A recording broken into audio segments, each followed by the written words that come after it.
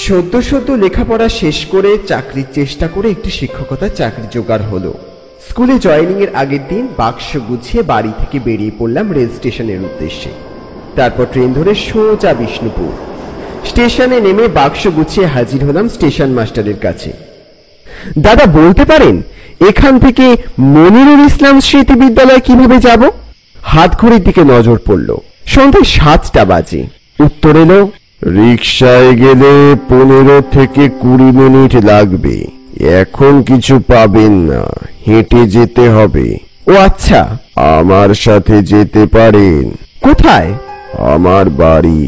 চাইলে রাতটা আমার বাড়িতেই কাটাতে পারেন। কোনো দিকে না চেয়ে সম্মতি প্রদান করলাম। অন্ধকার রাস্তায় চাঁদের ক্ষীণ আলোয় আমি আর স্টেশন মাস্টার চললাম। তার চেহারাটা অস্পষ্ট দেখাচ্ছিল, বেশ অস্পষ্ট। কৌতূহলী হয়ে জিজ্ঞেস করলাম, দাদা আপনার নামটা জানতে পারি? মনিরুল। আপনার? সমর। কি নতুন মাস্টার? কি? হ্যাঁ, এই তো কালকেই জয়েন করব। মনিরুল বাবু হঠাৎ কেঁদে ফেলল। আমারও তোমারই মতো একটা ছেলে ছিল জানো, আলী। সেও স্কুলে মাস্টারি করত।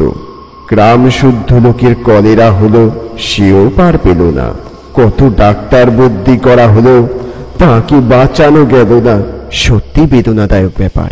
বলতে বলতে হঠাৎ তিনি বললেন, এসে গেছি। বিশাল অট্টালিকা, সামনে প্রকাণ্ড গেট, তার মধ্যে দিয়ে প্রবেশ করলাম। জমাট অন্ধকার, গা ছমছম করে উঠল। কি হলো, ভয় পেলেন নাকি? মানে? মজা করছিলাম। ওই সিঁড়ি দিয়ে দোতলার প্রথম ঘরটায় রাতটা কাটিয়ে নিন, আমি এখানেই আছি।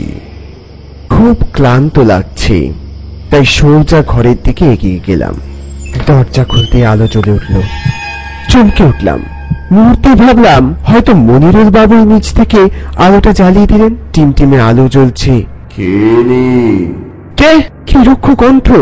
দেখলাম জানলা দিয়ে মনিরুল বাবু খাবার এগিয়ে দিল। খাবারটা নিয়ে তাকে ভেতরে আসার কথা বলবো, এমন সময় দেখলাম উনি নেই। চোখ ঘুরিয়ে অবাক হয়ে গেলাম। ঘড়িতে সন্ধ্যে 7টা। সেটা কি করে হয়? হয়তো ঘড়িটা খারাপ হয়ে গেছে। সকাল সকাল উঠবার কথা ভেবে কোনো দিকে না চেয়ে শুয়ে পড়লাম। বাবু, বাবু উঠিয়ে, আপ কौन है? আপনি কি? মনিরুল বাবু কোথায়? मनिरुल बाबू, मैं बहादुर इस स्कूल का दरबान हूँ। इधर आइए मेरे साथ, हेड सर के पास चलिए। স্কুল? কিছুই বুঝতে পারলাম না। আমায় টেনে নিয়ে গেল।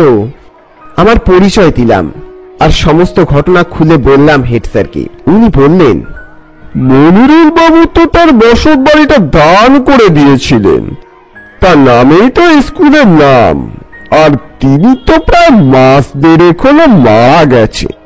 কিভাবে? ছেলের শোক এখনো মনে আছে। সেদিন সন্ধ্যা 7টা নাগাদ মৃত্যু হয়েছিল তার। খুবই দুঃখজনক। কটা? ওই সন্ধ্যা 7টা। আচ্ছা, বুঝেছি। ঘটনাটা অলৌকিক হলেও আমার কাছে চির সত্য সেই সন্ধ্যে 7টার ঘটনা।